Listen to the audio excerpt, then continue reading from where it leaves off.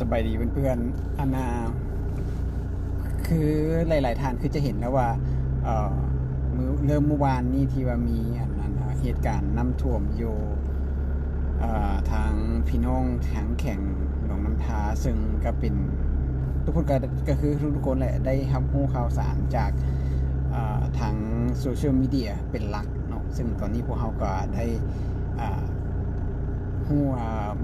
นักหนาสาหัสหลายเนาะแต่ว่าจริงๆสิ่งหนึ่งที่แวบขึ้นมาในหัวตู้ตอนนั้นก็คือคือฮอดตอนสมัยที่เขื่อนแตกอยู่ทางอัตตปือหันเนาะทางไอ้น้องนักแลนหลายๆคนหลายๆกลุ่มหลายๆคลับก็ได้มาร่วมตัวกันในการแลนเพื่อร่วมขอให้ทั้งเป็นกันว่า fundraising ให้สมทบก้อนทุนเพื่อเป็นก้อนทุนไปช่วยผู้ประสบภัยน้ำท่วมตู้ก็เลยโพสต์ไปเมื่อเช้านี้เนาะว่าเป็นไปได้บ่ถ้าเฮาหลายๆคลับหลายๆกลุ่มนักแลนของพวกเฮาเนี่ยสิมาร่วมตัวกันเพื่อแลนแล้วก็ทั้งเป็นการระดมทุนเพื่อไปช่วยเหลือทั้งพ่อแม่พี่น้องที่ประสบภัยน้ำท่วมอยู่ทางพุ่นแหละเนาะทางหลวงน้ำทาที่กำลังประสบปัจจุบันนี้เนาะแต่ว่าก็คือเฮาฮู้น้ำกันว่าตอนในระยะนี้ที่ว่าบรรดากองประชุมปีกย่อยต่างๆของกองประชุมสุดยอดของอาเซียนที่เพิ่นกำลังจัดดำเนินอยู่ในปัจจุบันนี้หั่นหมายความว่าเพิ่นก็มีแจ้งการลงหน้าแล้วแหละว่าเนาะห้ามมีการโฮมชุมนุมกันอย่างนั้นนี่หั่นนะอันนี้ทุกคนก็เข้าใจเนาะทุกคนก็เข้าใจว่ามันถ้าเฮาจะโฮมชุมนุมกันเฮ็ดเป็นอีเวนต์ขึ้นมามันน่าจะบ่ได้อาจจะผิดระเบียบกฎหมายบ้านเมืองเนาะแล้วก็ได้รับคำเตือนคำบอกเตือนจากทางผู้ใหญ่เพิ่นว่าห้ามบ่ให้มีการเฮ็ดกิจกรรมที่เป็นการชุมนุมกันเด้อเนาะฉะนั้นทิ้งที่คิดว่าอยากจะเฮ็ดในการโฮมกันแลนเพื่อระดมทุนนี้น่าจะบ่เกิดแต่ว่าก็ได้รับคำแนะนำมาว่าเนาะถ้าเฮา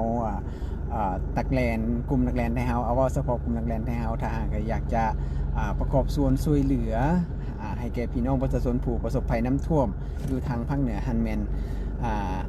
ให้ติดต่อประสานงานกับหน่วยงานของรัฐและก็องค์กรหรือหน่วยกู้ภัยที่มีความน่าเชื่อถือเนาะองค์กรรัฐหรือหน่วยกู้ภัย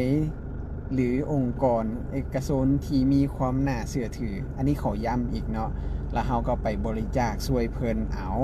เนาะเฮ็ดแบบนี้จะดีกว่าจะสามารถไปฮอดไปถึง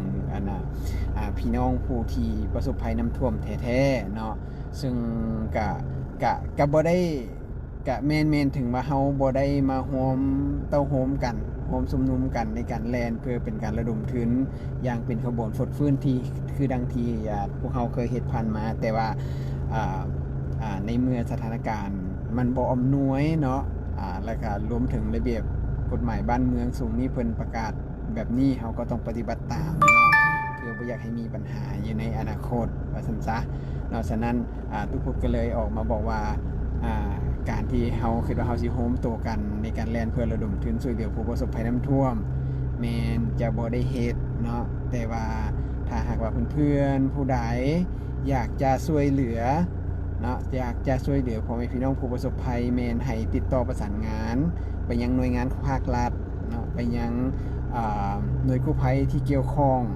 เนาะแล้วก็องค์กรต่างๆที่น่าเชื่อถือได้เนาะสามารถไปช่วยเพิ่นเต้าโฮมมีคนละเล็กคนละน้อยไปมอบให้เพิ่นเพื่อเป็นการไปช่วยเหลือพ่อแม่พี่น้องผู้ประสบภัยน้ำท่วมในตอนนี้เนาะเขาเป็นคนลาวน้ำกันเขาต้องช่วยเหลือกันเนาะในยามที่ทุกยากขับเข็นแบบนี้แหละเนาะจะได้เห็นน้ำใจในการช่วยเหลือกันและกันเนาะสำหรับตัวเองก็คิดว่าอยากจะเห็นแต่ก็เห็นว่าได้คือไปอธิบายไปแล้วเนาะฉะนั้นก็ขอให้ทุกคนฮู้ว่าทุกคนมีน้ำใจอยากช่วยเหลือเนาะขอให้ทุกคนไปช่วยเหลือพ่อแม่พี่น้องตามกำลังของที่เฮาที่มีเนาะโดยประสานงานกับทางภาครัฐต่างๆที่เกี่ยวข้องเด้อนะสำหรับงานนี้ตู้ก็ขอ